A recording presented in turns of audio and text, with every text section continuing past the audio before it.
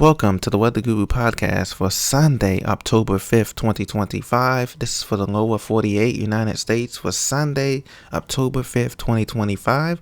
Thank you for joining me. Please be sure to hit that like button and subscribe to get the latest Weather Guru updates on the tropics as well as what's happening in the lower 48 United States.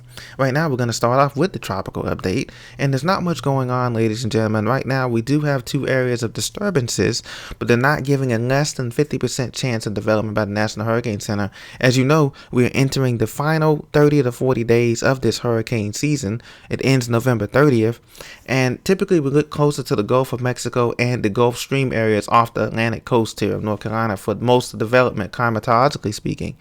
Now, we still look out here toward Africa and the Cape Verde coast, but that's starting to wind down now the deeper we get into the fall season. So we have one area of disturbance here in the Gulf of Mexico that's produced a marine warning here. So if you're coming off the coast of Apalachicola, Panama City, back toward Pensacola, Biloxi, Mobile area, there could be throw off a couple of lightning strikes and winds exceeding 20 to 30 knots, as well as water spouts could be possible for this line of storms that's moving in. But this system as a whole, this complex as a whole, is only given a less than 20% chance of development for anything.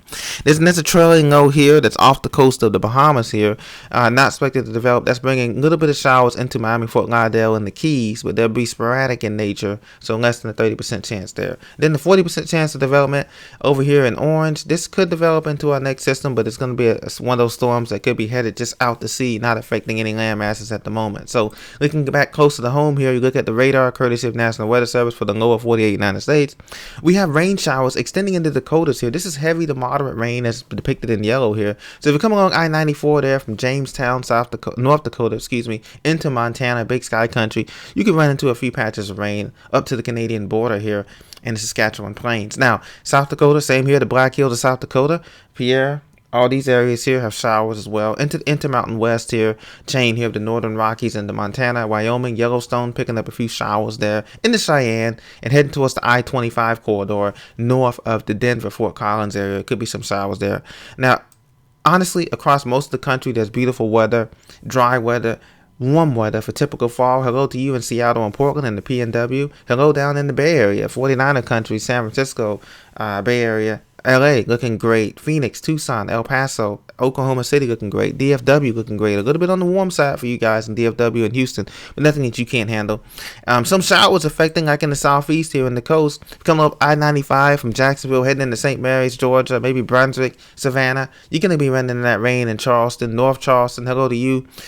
Myrtle Beach. You're going to be running into that rain there later on today. As like I said, that disturbance is moving inland across Florida.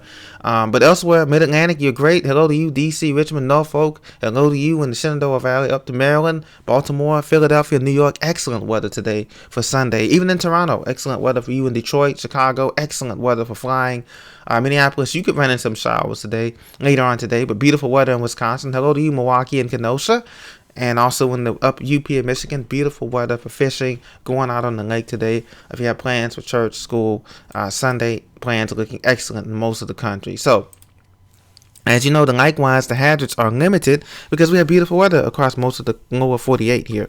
We do have in brown here that wind warning here, in brown the wind advisory for if you come along I-29 of Fargo, let's say Fargo, North Dakota, South Dakota there, up I-29 corridor toward the Canadian border in western Minnesota. There's a wind warning, a wind advisory, some high-profile vehicles. Take your time getting across there. And then the mountain passes, we have our, of course, snow, winter weather advisories, and freeze warnings here in pink and purple here for Yellowstone National Park. Also east of there in Wyoming, in the plains, high plains, southwestern Wyoming, and then the Bitterroot chain of Montana, as well as Cut Bank and Havre, and over toward the lower sections of coming up 84 there in Pendleton, Oregon, say south of Boise there. There is some freeze warnings there. Nevada, you have some freeze warnings north of Henderson and the Las Vegas area and Sparks in the desert, north-south mountains there running, as well as eastern Oregon, as well as Colorado and the west of the Sangre de Cristo Mountains of New Mexico and the Raton Pass there of I-25. There's some freeze warnings in effect for, say, places like Durango, Colorado, and northern New Mexico.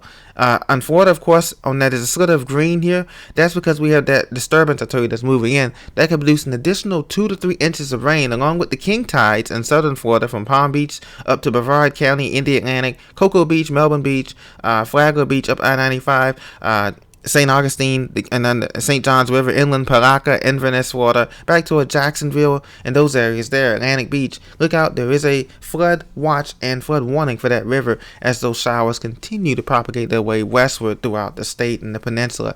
Looking at the next 6 to 10 days temperature outlook here, we're looking at a warming trend, which is great news for early fall for most of the country. It's going to be much as 10 to 15 degrees above average in places like Dallas, Fort Worth, Lubbock, Amarillo, El Paso, Roswell, New Mexico, Albuquerque, back towards eastern Colorado and into the high plains of Oklahoma City, Kansas, and Nebraska, as well as above average in the eastern side, so places like Atlanta, Huntsville, Birmingham, Memphis, Nashville, into the central Ohio Valley, Columbus, Dayton, Cincinnati, places like that, Chicago. You're going to be well above average, 5-10 degrees above average for the next 6 to 10 days here. That's great news. Even in the northeast, high in the northeast here, Manchester, Nashua, New Hampshire, Portland, Maine, Caribou, Maine, into the Adirondacks of New York State, above average temperatures for the next 6 to 10 days. Winter will be in effect. Fall will be in effect in the California area as well as Oregon and places like that. There'll be as much as 5 to 10 degrees below average in the central valleys of California there,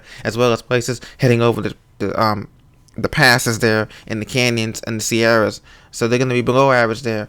But that's how the temperature outlook looks for the next 6 to 10 days as we head into the middle of October. Now, I just showed you the tropical outlook. This is the more broader view here. This disturbance here is given a high chance of development, I should say, over 7 days as it makes its way toward the Lesser Antilles here. But it's still about, like I said, 5 to 6 days away from making its way into or near the Lesser Antilles here.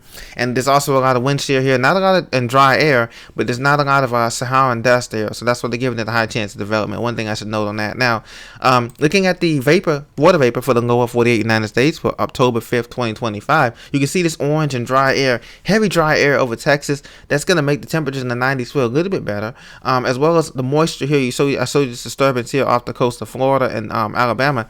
That's going to be moving a lot of moisture air here into Atlanta, Macon. So we come along I-75, I-10, I-20 between Alabama and Georgia. Some showers could make that impact that journey, but otherwise a beautiful day in the mid-Atlantic. You see the dry air is cooled out, everybody crisp, at least the cool mornings in the 40s and 50s for the New England area, and also down into the mid-Atlantic, spilling down here to jet stream dipped here and brought that dry cool air and warm afternoons, temperatures in the 70s Fahrenheit, 80s degrees Fahrenheit. So just perfect conditions for the majority of the country, from the mid-Atlantic, the northeast, the plains, into the south, desert southwest. You see that dry air, and then we have that moisture here. You can see here firmly planted here in green in the Dakotas, into Montana, and in the Intermountain West, providing some snow showers for the highest of elevations in the Bitterroot, the Sawroot Chains, and the Northern Rockies into Canada. So just remember that if you're making the trip over there, out there to the west, that there is snow falling in those areas. Just a trace, a couple of inches, nothing serious, but it is that time of year where we can get snow in the highest of elevations